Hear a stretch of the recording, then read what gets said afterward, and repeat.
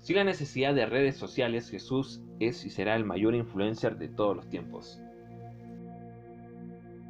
Sino Haktach marcó la historia con el símbolo de su cruz.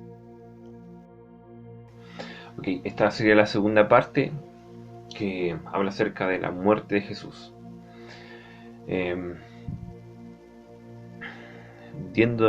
Volviendo nuevamente a los textos base, que en este caso sería en 1 Corintios capítulo 15, desde el versículo 3 en adelante, comienza hablando acerca del mensaje de salvación. Ese mensaje de salvación es centrado en lo que la Escritura decía, ¿cierto? Dice: primeramente os he enseñado lo que asimismo recibí, que Cristo murió por nuestros pecados. Nosotros hablamos acerca de la vida y su importancia, en donde el elemento por excelencia que tiene el hombre es la vida. Si pierde su vida no tiene nada. Ahora vemos que Jesús entregó su vida por nosotros, ¿cierto? Pero eso tuvo un motivo, y ese motivo fue a raíz de nuestros pecados. Y también fue en función de algo, y que esa función fue a lo que ya estaba escrito, a lo que ya estaba predefinido, ¿cierto? Conforme a las Escrituras.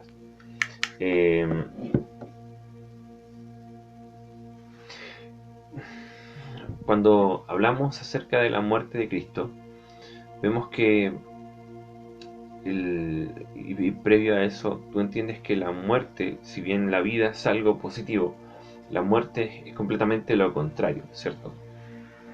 La muerte es algo negativo. Todo comienza en el jardín del Edén, en donde nosotros vemos que hay una separación en esta relación que tenía Dios con el hombre, ¿cierto? Y en esta relación, la cual era perfecta, en donde el hombre podía estar frente a Dios, fue roto por la culpa de Adán, este primer Adán, y que trajo consecuencias, ¿cierto? Donde ahí nosotros entendemos el concepto del pecado, en donde el pecado se define como la separación, ¿cierto? Podemos ver, el pecado puede ser definido como errar en el blanco, ¿cierto? Podemos entender un poco más acerca del pecado a raíz de esta desobediencia, pero principalmente lo que sucede es que nosotros somos separados de Dios, donde podemos imaginarnos que hay un abismo entre Dios y el hombre, ¿cierto? Y que ese espacio solamente puede ser cubierto a raíz de la cruz, ¿cierto? A través de Jesucristo. Esta separación,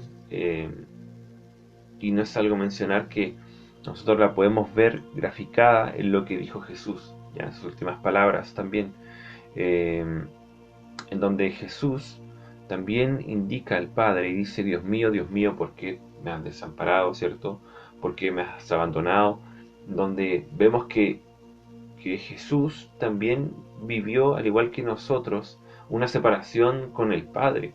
Y independiente, a lo mejor, y aquí no quiero hacer una herejía o otro tema doctrinal, sino hay que entender que, al igual que nosotros, Jesús vivió todo lo que nosotros vivimos. O sea, el hecho desde nacer, comer, ¿cierto? Dormir, tuvo tristeza, tuvo pena, tuvo alegría también, y también en un tema netamente con Dios, también él sintió que había un Dios que también lo dejaba.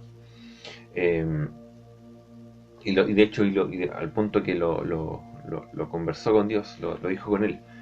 Eh, lo que más me impresiona con respecto a la muerte de Jesucristo, primero, que es un relato que ya nosotros habíamos visto y habíamos anticipado, ¿sí? Eh, lo segundo es que hay una canción de Jesús Adrián Romero que habla acerca de si hubiera estado ahí. Si hubiera estado ahí en aquella cruz, y después termina la estrofa diciendo que, pensándolo más bien, yo fui el que estaba ahí. Yo fui el que te escupió, yo fui el que... Y eso bíblicamente es cerrado, porque nuestra bofetada, nuestros malestares, a lo mejor los escupitajos, no eran lo peor que le pasaba a Jesús en ese momento. Debemos entender que la palabra del Señor habla en Efesios, dice que nosotros éramos objeto de ira de Dios, ¿cierto? A raíz de nuestras nuestra iniquidad, de nuestros pecados, nosotros éramos objetos de ira de Dios. O sea que la ira de Dios iba a ir hacia nosotros, ¿sí? Pero ahora en ese momento, en el momento en que Jesús estaba en la cruz, que Jesús estaba siendo golpeado, y principalmente en ese momento de la cruz lo que sucede es que la ira de Dios se posiciona en Jesús, ¿ok? Y, y nuestros pecados también se posicionan en Jesús, ¿amén? Eh, y por eso es hermoso entender, y su palabra lo complementa también cuando habla acerca de que, que con Cristo estoy juntamente crucificado, da a entender de que el lugar que nosotros deberíamos estar es en esa cruz, en donde la ira de Dios debería estar ahí puesta en nosotros. Pero vemos que Jesucristo, nuestro sustituto, tomó nuestro lugar, y que ahora la ira de Dios se posicionó directamente en la persona de Jesús, y que por ese motivo nosotros podemos ser salvados, que por ese motivo nosotros podemos acceder directamente al Padre.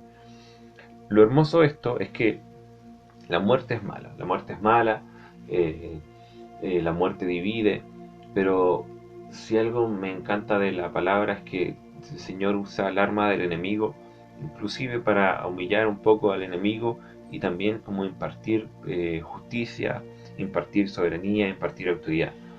Esto lo podemos ver claramente cuando David mató a Goliat, ¿cierto? A Goliat. Nosotros vemos que el arma de Goliat era, después de que Goliat fue muerto, fue utilizada por David, ¿ok? Entonces vemos aquí que el arma que se utilizó para separar entre Dios y el hombre fue la muerte, pero también fue parte del plan perfecto de Dios, que Dios utilizara la muerte como un medio nuevamente para unir esta relación que tenía entre Dios y el hombre, ¿cierto? Vemos que este abismo que era separado se grafica esta unidad también en otra separación. Vemos que Dios lo que hizo con el velo, y cuando explicamos esta parte del velo es hermoso porque vemos que por un lado estaba la presencia de Dios, y que por el otro comenzaba el sector donde las personas transitaban. No hablamos transitar, sino que eh, había otra sección, ¿cierto? Que después más allá estaban las personas normales como nosotros. Pero aún así, ¿qué fue lo que sucedió? Que el velo se dividió, o sea que en esa división trajo una unidad. Y esa unidad es la relación que nosotros podemos disfrutar con Dios, ¿ok? Entonces vemos que esta muerte, que para nosotros era mala, finalmente Dios, como cambia todo, Él le gusta transformar todo y ocupar todo para su propósito, ahora nos da una entrada directa ante Dios. El hecho de que el velo sea roto, el hecho de que haya muerto por nuestros pecados, ¿cierto? Y vemos que el Señor en síntesis ocupó esta arma del enemigo para traernos nuevamente vida. Entender que Cristo murió por nuestros pecados, ¿cierto? Y eso es parte del plan divino del Señor, ¿ok? Un plan que no se le ocurrió ayer, que no se le ocurrió antes de ayer, sino fue desde el momento que probablemente antes que nos creó ya tenía un plan de salvación. Yo el otro día meditaba acerca de la creación de Dios, y me daba cuenta de la omnipotencia del Señor. Y cuando hablo acerca de la omnipotencia del Señor me refiero a que Dios creó todo el universo, ¿cierto? Y este plan divino de una creación de todo un universo habla acerca de, y valga la redundancia, la inmedia, de lo poderoso que es el Señor. Cuando nosotros pensamos acerca del nacimiento de Jesucristo, vemos que inclusive todo estaba alineado. Y referente a eso podemos hablar de las estrellas, ¿cierto? Tú sabes que la estrella es un bulto gigantesco, por explicarlo de otra forma más sencilla, que almacena mucha energía. Entonces su energía es casi incalculable. Prácticamente el Sol nos puede brindar una energía infinita.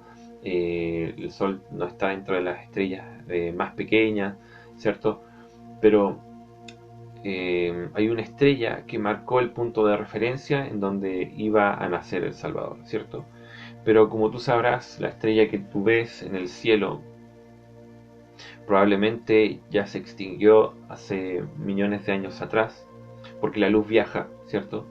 Y pues, más, no sé, la estrella más cercana a la Tierra, a diferencia del Sol, está a millones de años luz de aquí, años luz de aquí.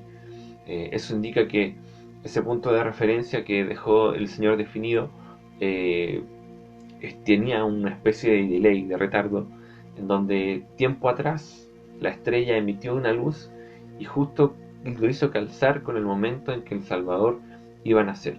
Entonces esto tiene otra característica principal, que el hecho de que esté detenida prácticamente y marcando un punto de referencia en donde va a nacer el Salvador.